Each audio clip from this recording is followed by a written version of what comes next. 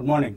News and hair oil సమర్పిస్తున్న business breakfast కు స్వాగతం. భళ నన్నపనేని సో ఎల్వి ప్రసాద్ ఐ ఇన్స్టిట్యూట్ కు 1.5 లక్ష నాట్కో షేర్లు దాతృత్వం ప్రకటించారు నన్నపనేని రాజీవ్.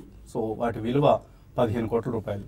15 కోట్ల రూపాయల ఒక విలువైన సంపదని ఒక హాస్పిటల్ కి దానం చేయడం అనేది నిజంగా చాలా గొప్ప విషయం. ఇదే సంపద సృష్టికి పరమార్థం కూడా. So create wealth and distribute it to the needy, don't be greedy. మొత్తం మనమే ఎంజాయ్ చేద్దాం, మన కుటుంబం మన తరతరాలకి తరగని సంపద మన కుటుంబం కోసం మాత్రం సృష్టించుకుందాం అనుకునే వాళ్ళకు భిన్నంగా నన్నపనేని ఫ్యామిలీ నిజంగా చాలా అప్రిషియబుల్ థింగ్. ఇది ఒకటే కాదు వాళ్ళు చేస్తుంది. ఎల్వి ప్రసాద్ ఐ ఇన్స్టిట్యూట్కి ఇచ్చిన 15 కోట్లు మాత్రమే కాదు, గుంటూరులో ఐ థింక్ 100 crores వాళ్ళు ఒక గుంటూరు జనరల్ హాస్పిటల్కి ఒక చక్కటి నూతన సముదాయాన్ని కట్టించి ఇవ్వబోతున్నారు.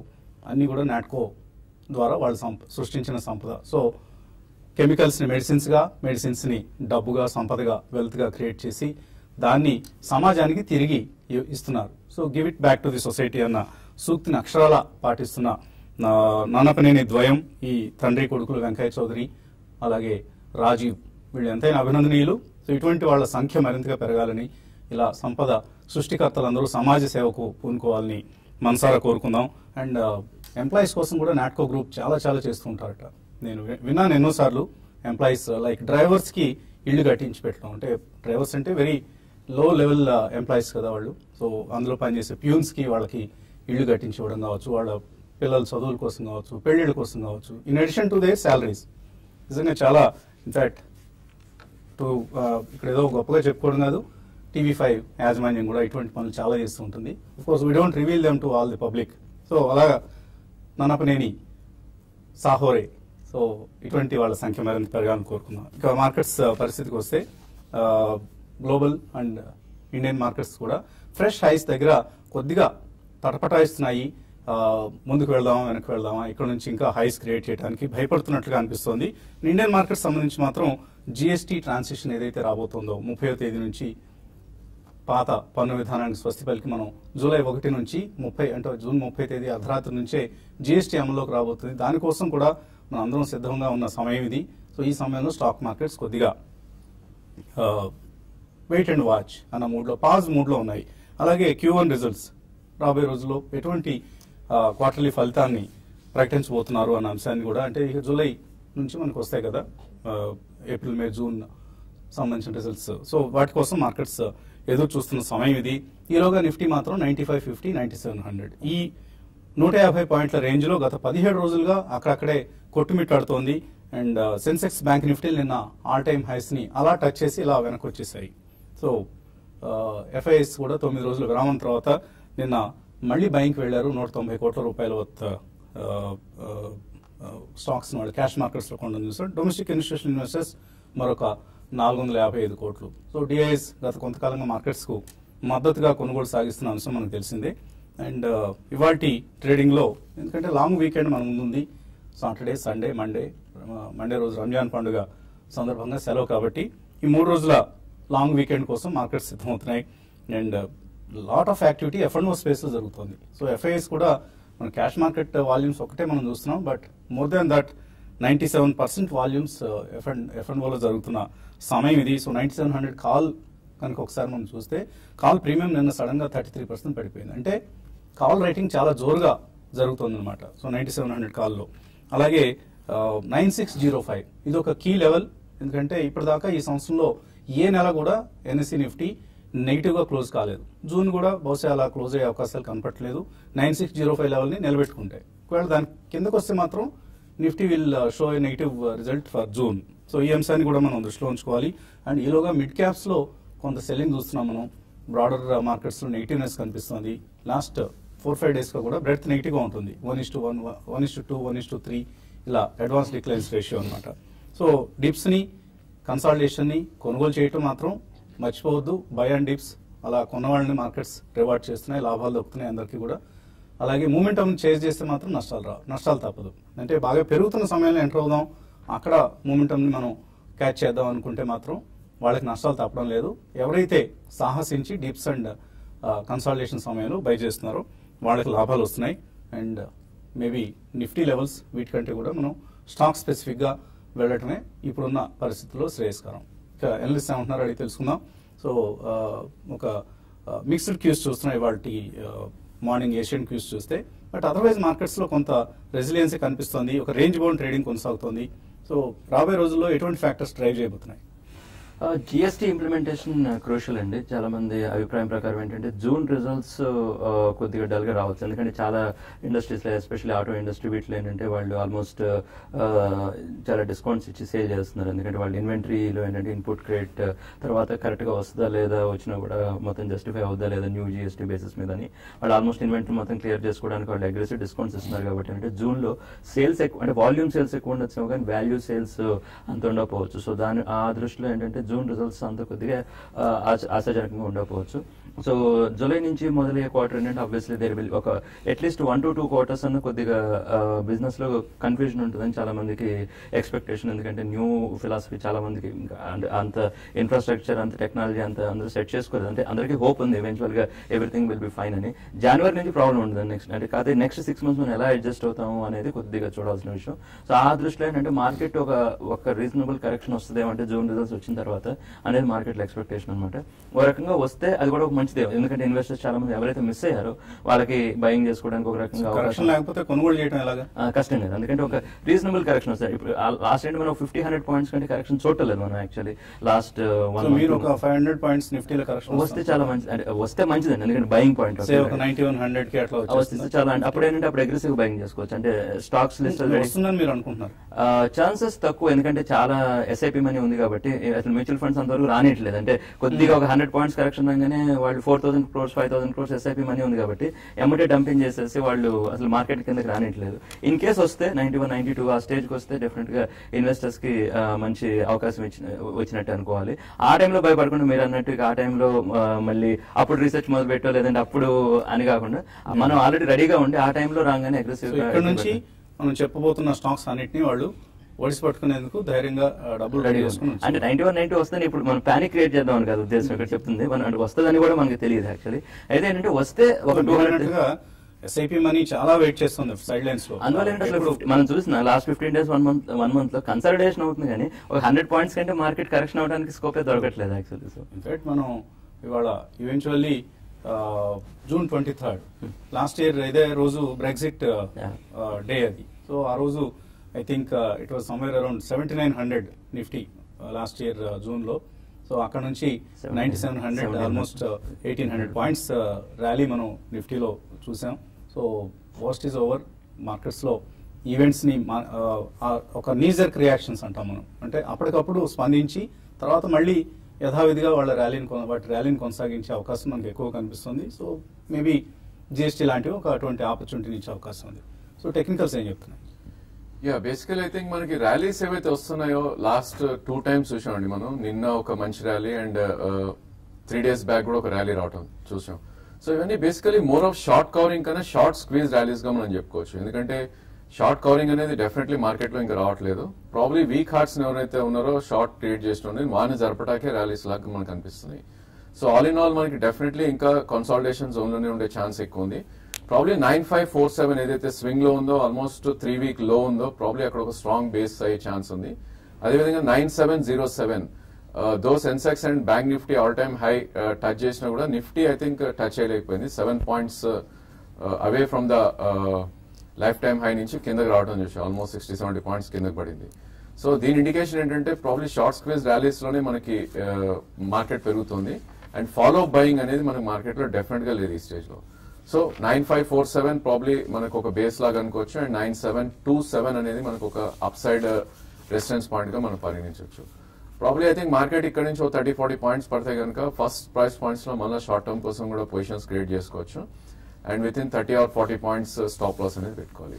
అదేవిధంగా బ్యాంక్ నిఫ్టీ చూస్తే కనుక ప్రాబ్లీ 23,600 అనేది మనకు ఒక స్ట్రాంగ్ బేస్ లాగా ఫామ్ అవుతున్నట్టు కనిపిస్తుంది చార్ట్స్ లో. సో ఇక్కడ నుంచి ఒక 250-300 points పడితే కనుక probably I think first price points లో ఎంటర్ అవచ్చు. అదేవిధంగా 23,429 ఏదైతే 20-day మూవింగ్ యావరేజ్ ఉందో అదొక షార్ట్ టర్మ్ సపోర్ట్ గా మనం పరిగణిస్తాం. ఐ థింక్ అక్కడ I think we should add more. అదేవిధంగా కొన్ని stocks probably lower lows form అవటం చూస్తున్నాం. వాటిలో షార్ట్ పొజిషన్స్ డెఫినెట్లీ క్రియేట్ చేయొచ్చు ఈ స్టేజ్ లో. For example just dial. So almost మనకి ప్రీవియస్ స్వింగ్ లో ఏదైతే ఉందో 390 కట్ అవుట్ అని చూసాం. సో ఇక్కడ నుంచి కూడా 7 to 8% పడే ఛాన్స్ ఎక్కువ ఉంది. అదేవిధంగా coal India continuously down trend లో చూస్తున్నాం మనం. ఇన్ఫాక్ట్ ఈ స్టాక్ ఈ రెండిట్లో కూడా కొంచెం పుల్ బ్యాక్స్ కోసం వెయిట్ చేసి ప్రాబ్లీ 3 to 5% పుల్ బ్యాక్స్ వస్తే కనుక షార్ట్ పొజిషన్స్ క్రియేట్ చేయొచ్చు. అండ్ హైయర్ హైస్ ఫార్మ్ చేస్తున్న స్టాక్స్ లో F&O స్పేస్ లో maybe Godrej industries and Muthoot finance ఈ రెండు స్టాక్స్ 3 to 4% కరెక్ట్ అవుతాయి కనుక లాంగ్ పొజిషన్స్ క్రియేట్ చేసుకోవచ్చు.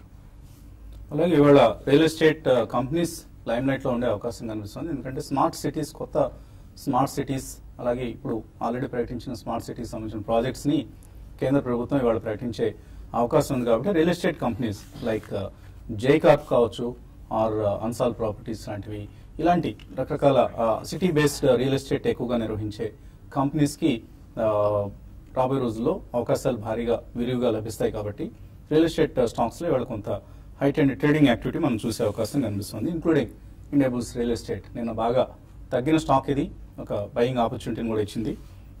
ఆల్మోస్ట్ ఒక దశలో 20% వరకు తగ్గి అక్కడ నుంచి మళ్ళీ రికవర్ కావడం చూసాం. కాలర్స్ లైన్ ఉన్నారు. మార్కాపురం నుంచి సుబ్బారావు. హలో, అడగండి Subbarao.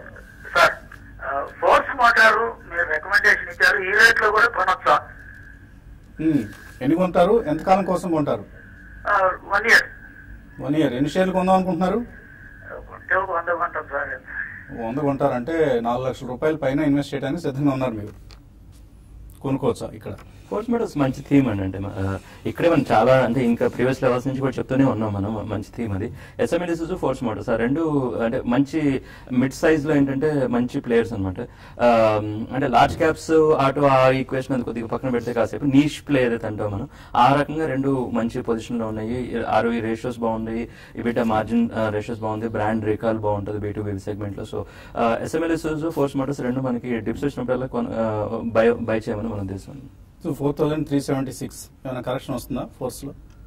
I think last 6 months గా ఒక రేంజ్ లో ట్రేడ్ అవుతుందండి. So 47-47.50 almost life time high ఉంది దాన్ని. సో మేబీ ఒక 150-200 పాయింట్స్ అంతకు మించి కరెక్షన్ అయితే కనిపించలేదు. దో మన క్వార్టర్ రిజల్ట్స్ వచ్చినా కూడా బాగున్నా, కొంచెం డల్ గా వచ్చినా కూడా దానిలో కరెక్షన్ అనేది ఎక్కువ రావట్లేదు. సో నా ఉద్దేశంలో ఫస్ట్ ప్రైస్ పాయింట్ ఇక్కడ డెఫినెట్లీ తీసుకోవచ్చు.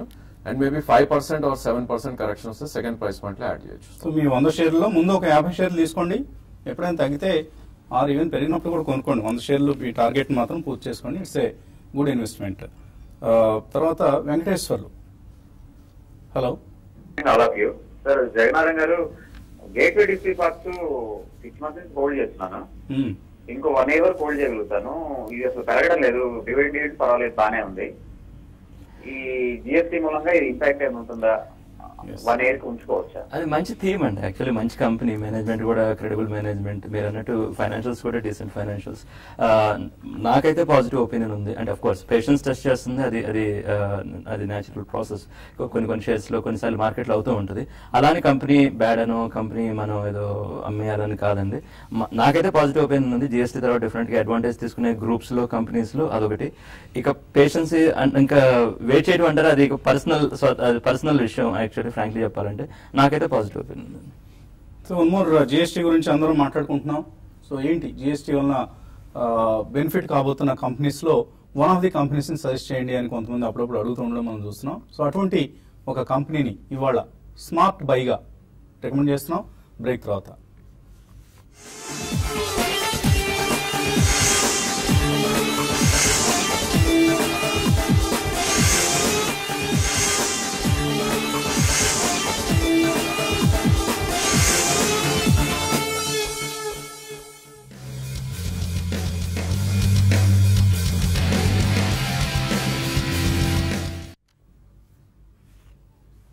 న్యూస్ అండ్ హెయిర్ ఆయిల్ సమర్పిస్తున్న బిజినెస్ బ్రేక్ఫాస్ట్ షోకి తిరిగి స్వాగతం. వాల్యూ బైస్ గా మనం గత వారం కొన్ని స్టాక్స్ గురించి మాట్లాడుకున్నాం. Precision wire, Jaicorp, Swelect energy, Shivam Autotech, Voltamp transformers, Bharat Bijlee. So తాజాగా మనం మాట్లాడుకున్న ఈ స్టాక్స్ అన్ని కూడా లాంగ్ టర్మ్ కోసం, 1 year కోసం మనం రికమెండ్ చేసిన స్టాక్స్. వీటిలో కొన్నిటిని మనం వైజాగ్ వర్క్ షాప్ లో కూడా కొన్ని రికమెండ్ చేస్తాం. ఆ తర్వాత ఒక రోజు ముందుగా కొంతమందికి PVT సబ్స్క్రైబర్స్ అందాయి. అండ్ TV5 years ఇవన్నీ కూడా 1 year టార్గెట్ తీస్తున్న షేర్లు అండి. అందరూ వీటిని చాలా షార్ట్ టర్మ్ కాల్స్ గా తీసుకుని, ఎందుకంటే మన అదృష్టం బాగుంది. Fortunately markets are benign to us, చాలా కరుణాభావంతో మార్కెట్లు మన పట్ల ఉన్నాయని అనుకోవాలి. ఇవన్నీ కొన్నిసార్లు రికమెండ్ చేయగానే 20-30% కూడా పెరిగాయి. వైజాగ్ వర్క్షాప్ లో భారత్ బిజిలీ కొన్న వాళ్ళకి 30% రిటర్న్ వచ్చింది జస్ట్ ఇన్ 2-3 వీక్స్. సో వాళ్ళు maybe to some extent profits book చేసుకోవచ్చు. బట్ ఇవన్నీ కూడా 1 year వ్యూతో ఇచ్చాం. 1 year లోగా మన అదృష్టం బాగుంది. ఫర్ ఇన్స్టెన్స్ సెలెక్ట్ ఎనర్జీ మనం 470-480 రూపీస్లో ఇచ్చినప్పుడు 600 రూపీస్ టార్గెట్ చెప్పాం 1 year లో. ఆ రోజే 550 వచ్చింది అదృష్టవశాత్తు. మేబీ ఓపెనింగ్ లో కొన్నవాళ్ళు లేకపోతే ముందు రోజు కొన్నవాళ్ళు కొద్దిగా ప్రాఫిట్స్ బుక్ చేసుకోవడంలో తప్పేం లేదు. అదే తప్పు ఎవరు కూడా బీటీఎస్టీ కాల్స్ చేయొద్దు అనేది. ఎందుకంటే మనం ఆ విధంగా దీన్ని రికమెండ్ చేయడం లేదు. ఒకవేళ మీకు అలా చేయాలనుకోస్తే చేయండి. ఎవరు ఆపుతారు మిమ్మల్ని చెప్పండి. కొంతమంది అడుగుతున్నారు బీటీఎస్టీ మీరు చేయొద్దు అంటున్నారు, లాభం వస్తే బుక్ చేసుకోవద్దా? చేయొద్దని ఎవరు చెప్తామండి. సో డబ్బులు వచ్చినప్పుడు మార్కెట్లో లాభం స్వీకరించడం ఎంత మాత్రం తప్పులేదు. కానీ అందుకోసమని ఆ ఉద్దేశంతో ఆ లక్ష్యంతో మాత్రం ఈ కాల్స్ని తీసుకోవద్దని మీకు మనవి చేసుకుంటున్నాం. కొంతమంది మహాశైలు అయితే నేను మీరు ఒకటి చెప్పారు ఇవాళ ఒకటి చెప్పారు ఏంటి చీట్ చేశారు మమ్మల్ని అంటున్నారు. మిమ్మల్ని చీట్ చేయడం కోసం ఉన్నామండి 10 సంవత్సరాల నుంచి నెత్తి నోరు మొత్తుకొని మిమ్మల్ని అందరినీ బాబు షేర్లు కొనుక్కోండి అని ఇవాళ అందరూ బులిష్ గా మారారు. మనం 10 సంవత్సరాల నుంచి చెప్తున్న పనే ఇది. సో ఎవరు కూడా దయచేసి అపార్థం చేసుకోవద్దు. మీకోసం మాకు ఏమీ రాదండి. మీరు భారత బిజిలీ కొనుక్కుంటే ఏంటి, కొనుక్కోకపోతే మాకేంటి చెప్పండి. Do we get anything out of it అండి? మీ దగ్గర ఏమైనా అదనంగా డబ్బులు తీసుకొని చేస్తున్నాం ఈ పని? లేదు కదా. సో అర్థం చేసుకోండి. ఇవన్నీ లాంగ్ టర్మ్ కాల్స్, చక్కటి ఇన్వెస్ట్మెంట్ కంపెనీస్ని మనం రికమెండ్ చేస్తున్నాం. ఇందులో ఎటువంటి దురుద్దేశాలు మాకు లేవు. దయచేసి వాటిని ఆపాదించవద్దు. ఇవాళ స్మార్ట్ బై ఇందాకే అనుకున్నాము జిఎస్టీ గురించి. శ్రేయాస్ షిప్పింగ్ ఈ కంపెనీ లాస్ట్ ఇయర్ నెంబర్స్ గమనిస్తే బాబోయ్ ఈ కంపెనీ జోలికి వెళ్ళొద్దు అనిపిస్తుంది. దూరంగా ఉంటే మేలేమో అన్న భావన కలుగుతుంది. బట్ మార్కెట్స్ ఎప్పుడు కూడా లాస్ట్ ఇయర్ నెంబర్స్ చూసి ఇన్వెస్ట్మెంట్ డెసిషన్స్ తీసుకోండి. సో గోయింగ్ ఫార్వర్డ్ అంటే రాబోయే రోజుల్లో నెంబర్స్ ఇంప్రూవ్ అవుతాయా లేదా ఈ అంశాన్ని డిస్కౌంట్ చేసి డెసిషన్ తీసుకుంటూ ఉంటాయి. ఈ పద్ధతిలో శ్రేయాస్ షిప్పింగ్ ప్రస్తుత ఆర్థిక సంవత్సరం అలాగే వచ్చే సంవత్సరాల్లో కూడా ఖచ్చితంగా మెరుగైన పనితీరు కనపరచబోతోంది. సో కేంద్ర ప్రభుత్వం $30 బిలియన్ పెట్టుబడితో అంటే 19 లక్షల కోట్ల రూపాయల మేబీ బై 2025 చేపట్టనున్న సాగరమాల ప్రాజెక్ట్ కావచ్చు, అలాగే ఇన్లాండ్ వాటర్ వేస్ ద్వారా కోస్టల్ షిప్పింగ్ కి ఇవ్వబోతున్న ప్రాధాన్యం కావచ్చు. ఇవన్నీ శ్రేయాస్ షిప్పింగ్ కి దేశీయంగా ఉండే వ్యాపార అవకాశాలు. ఇది కాకుండా ఈ కంపెనీకి ఇంటర్నేషనల్ ఫ్రైట్ ఫార్వర్డ్ ఆపరేషన్స్ చాలా ఉన్నాయి. అండ్ జిఎస్టీ ద్వారా లాభపడే లాజిస్టిక్స్ సంస్థలో Shreyas shipping is going to be the number 1 company అండి. ఎందుకంటే అటు సీ ఇటు ల్యాండ్ ఈ 2 మార్గాల్లో కూడా రవాణా వ్యాపారం సాగిస్తున్న ఏకైక listed company Shreyas shipping. So land sea to land to sea or land to sea to land ఇలా రవాణా వ్యాపారం కొనసాగిస్తుంది. అండ్ రివర్ ఇంటర్లింకింగ్ కావచ్చు, పోర్ట్స్ సమీపంలో రాబోతున్న ఎస్సీజెడ్ ప్రాజెక్ట్స్ కావచ్చు, ఇవన్నీ ఈ సంస్థకి కలిసి వచ్చే అవకాశాలు. అండ్ కంపెనీ 58% కోస్టల్ షిప్పింగ్ లో మార్కెట్ షేర్ ఉంది and 90% market share in the organised transshipment cargo.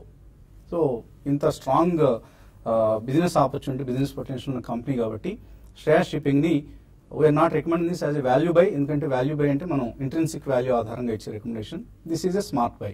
So next 1 year లో 430 రూపీస్ టార్గెట్తో డెఫినెట్లీ కొనుక్కోదగిన షేర్ ఇది.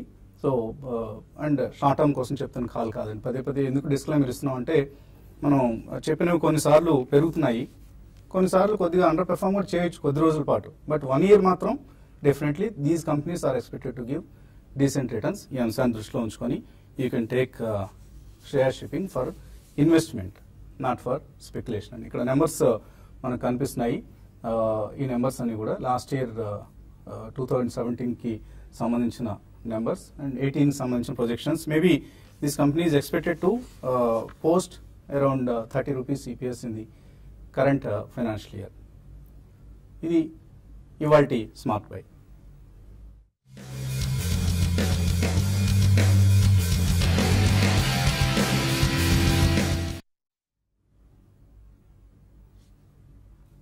ఓకే అండి, ఇక ఈమెయిల్స్ చాలా అందాయి మనకు. ఈమెయిల్స్లో మొదటి ఈమెయిల్ శ్యామ్ సుందర్ అడుగుతున్నారు ఎస్ఎంఎస్ ఫార్మా. దీనిలో some demerger happened in SMS pharma. ఏం జరిగింది, దాని ప్రైస్ మీద దాని ఇంపాక్ట్ ఎలా ఉంటుంది? ఎస్ఎంఎస్ ఫార్మాలో ఏదైనా జరిగిందా?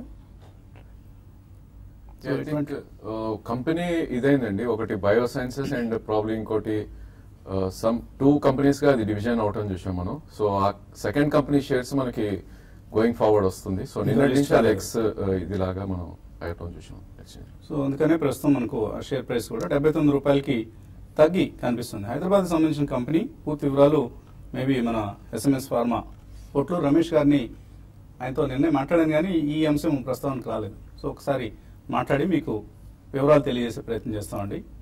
అండ్ తర్వాత mail of course caller line లో ఉన్నారు, కుమార్ విజయవాడ నుంచి. హలో సార్, గుడ్ మార్నింగ్ అండి.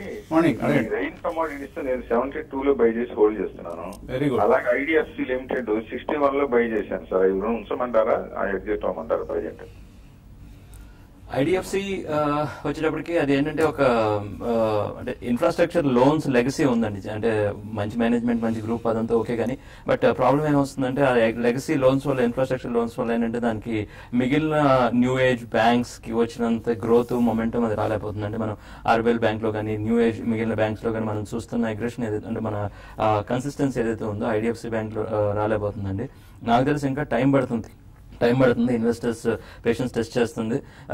ఇన్ఫ్రాస్ట్రక్చర్ ఇష్యూస్ రిజాల్వ్ అవడం అంత ఈజీ కాదండి.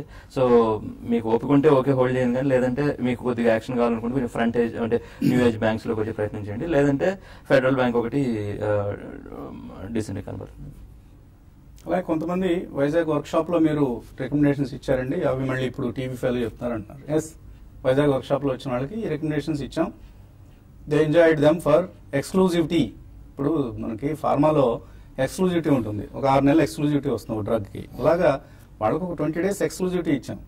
Later we are trying to spread the same information on TV5. So పాపం వాళ్ళు అంత దూరం వచ్చారు, దే పెయిడ్ సమ్ మనీ, వాళ్ళ పని పాట అంతా పక్కన పెట్టి 2 రోజుల పాటు మాతో 8 గంటలు కాలం గడిపారు. చక్కగా అందరం మార్కెట్స్ గురించి మాట్లాడుకున్నాం. చివరిలో వెళ్ళిపోయే ముందు కొన్ని షేర్ ఐడియాస్, స్టాక్ ఐడియాస్ ఇవ్వడం జరిగింది. సో ప్రతి వర్క్ షాప్ లో ఇదే చేద్దాం. రాబోయే వర్క్ షాప్స్ అన్ని కూడా ఇదే పద్ధతిలో ఉంటాయి. కాబట్టి వర్క్ షాప్ అటెండెన్స్ కి మనం ఆ ప్రివిలేజ్ ఇచ్చి తీరాల్సిందే, అందులో ఎటువంటి డౌట్ లేదు. విజయవాడ నుంచి కిరణ్ లైన్ లో ఉన్నారు. హలో సార్, నమస్తే అండి. నమస్తే అండి, అడగండి. టాటా స్టీల్ నేను 502 మీద పర్చేజ్ చేస్తానండి. కంటిన్యూ అవ్వచ్చా? ఇప్పుడు నాకు 517 ఉంది అనుకుంటాను సార్ నిన్నటికి. Tata steel if it is trading bit probably I think stop loss అనేది పెట్టుకోవాలండి. అదర్వైజ్ మీరు ఇన్వెస్ట్మెంట్ కోసం 1 year వ్యూ ఉంటే కనుక డెఫినెట్లీ కంటిన్యూ అవ్వచ్చు. బట్ అగైన్ ఇది 502 ఏదైతే 20-day మూవింగ్ యావరేజ్ ఉందో అక్కడ ఒక స్ట్రాంగ్ సపోర్ట్ ఉంది. కరెంట్ మార్కెట్ ప్రైస్ 515 ఉంది. So in case trading bet అవుతే కనుక బిలో 502 మీరు స్టాప్ లాస్ అనేది పెట్టుకోవాలి. అండ్ అదేవిధంగా మొన్నటి హై 525 దాటిందంటే 540 దాకా వెళ్ళే ఛాన్స్ ఉంది. సో అక్కడ మీరు ప్రాఫిట్స్ బుక్ చేసుకోవాలి. బట్ లాంగ్ టర్మ్ కోసం it's a good stock to own అండి. సో ఇన్ కేస్ 1 year లో if you're happy with 15% or 20% return, ఈ స్టాక్ ని డెఫినెట్లీ హోల్డ్ చేయొచ్చు. తర్వాత లాస్ట్ కాలర్ లైన్ ఉన్నారు, ఉడిపి నుంచి Vijayalakshmi. Hello hello hello Vasantha garu, అడగండి. విజయలక్ష్మి గారు, గుడ్ మార్నింగ్ అండి. మార్నింగ్ అండి. నా దగ్గర సన్ ఫార్మా ఉన్నాయి సార్. 930 దగ్గర తీసుకున్నాను, చాలా రోజులైంది. అది కొద్దిగా యావరేజ్ చేస్తూ వచ్చాను. ఇంకా యావరేజ్ చేయమంటారా, లేకపోతే ఎగ్జిట్ అయిపోమంటారా? తర్వాత సౌత్ ఇండియన్ బ్యాంక్ ఏమైనా తీసుకొచ్చండి కరెంట్ లెవెల్స్ లో. ఓకే, సన్ ఫార్మా అదే పనిగా యావరేజ్ చేశారట. ఇంకా ఎవరైనా చేయటం మంచిదా, లేకపోతే దూరంగా ఉండొచ్చా? మన ప్రోగ్రామ్ లోనే మనం చాలా సార్లు ఫార్మా ఇన్ జనరల్ కూడా వద్దని చెప్తున్నాం, ఎక్సెప్ట్ 1 or 2 shares ఏదంటే నాట్కో, బయోకాన్ అని చెప్తూ వచ్చాం. సన్ ఫార్మా గురించి అగ్రెసివ్ గా చెప్పినట్టు ఎప్పుడు గుర్తులేదు మన బై సైడ్ కూడా. సన్ ఫార్మా వద్దని చాలా ఇష్యూస్, అంటే ఇక FDI రిలేటెడ్ ఇష్యూస్ చాలా ఉన్నాయి. వాళ్ళు ర్యాన్ బ్యాక్స్ ఎక్విజిషన్ చేసినప్పుడు బోల్డ్ మూవ్ ఆఫ్ కోర్స్, కానీ దానివల్ల వాళ్ళకి ఛాలెంజెస్ కూడా చాలా వచ్చినాయి. మార్కెట్ క్యాప్ సగం అయిపోయింది. ఇప్పుడు ఏంటంటే కంప్లీట్లీ కాంట్రరీ అనుకుంటే, అంటే ఇది ఎవరైనా నెక్స్ట్ 4-5 years కి ఇక్కడ నుంచి కంపెనీ రిపేర్ వర్క్ చేసుకోగలదు, ఇక్కడ నుంచి బౌన్స్ వస్తుంది అనుకుంటే అది వేరే విషయం. కానీ ఇన్ జనరల్ ఫార్మా మీద మనకైతే అంత అగ్రెసివ్ ఒపీనియన్ లేదండి. సౌత్ ఇండియన్ బ్యాంక్ అంటారు, అది కూడా చాలా మంది ఏంటంటే 25 rupees ఆ రేంజ్ లో ఉంటుందని చాలా మందికి ఫేవరెట్ షేర్ అవుతా ఉంటుంది. బట్ అది కూడా ఏంటంటే ఆ గ్రూప్ అంత అంటే ఏంటంటే అగ్రెషన్, ఆ గ్రోత్ రేట్స్ ఇంకా అంత కనపట్లేదండి. దాని బదులు ఇంకా మోడర్న్ ఏజ్ బ్యాంక్స్ ఏదైనా వస్తే చూడండి, లేదంటే ఇందాక అనుకున్నట్టు ఫెడరల్ బ్యాంక్ ఒకటి బాగుందండి. చిన్న సవరణ, ఇందాక EPS అంచనా శ్రేయస్ షిప్పింగ్ సంబంధించి 30 rupees అని చెప్పడం జరిగింది, అది 18 రూపాయలుగా గమనించాల్సిందిగా ప్రార్థన.